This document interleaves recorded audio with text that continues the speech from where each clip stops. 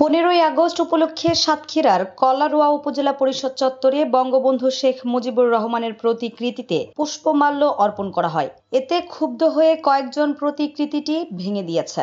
শুক্রবার রাত আনুমানিক 12:30টার দিকে এই ঘটনা ঘটে। স্থানীয় সূত্রে জানা গেছে, পুষ্পমাল্যটি উপজেলা আওয়ামী লীগের নামে অর্পণ করা হয়। তবে দুপুরের দিকে বিক্ষুব্ধ কয়েকজন প্রতিকৃতিটি ভেঙে দেন। সোশ্যাল মিডিয়ায় ছড়িয়ে পড়া ফুটেজে দেখা যায়, দুইজন প্রতিকৃতির সামনে পুষ্পমাল্য রেখে যান। এ সময় রাসেল নামে একজনের পরিচয় শনাক্ত হলেও অন্যজনকে এখনো চেনা যায়নি। কলারোয়া থানার ওসি সাইফুল ইসলাম সাংবাদিকদের বলেন, গভীর রাতে দুইজন ব্যক্তি এসেছিল।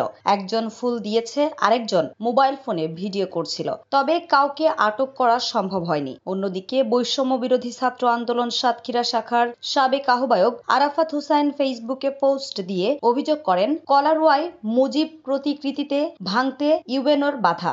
বাহ বাহ বাহ, ইউএনও বাহ। ডিসি মোস্তাক আহমেদ কি আওয়ামী পুষতে? এ বিষয়ে বক্তব্য জানতে উপজেলা নির্বাহী কর্মকর্তা জহুরুল ইসলামের মোবাইল ফোনে একাধিকবার কল দেওয়া হলেও তাকে পাওয়া যায়নি। নিউজ ডেস্ক, দৈনিক রানার।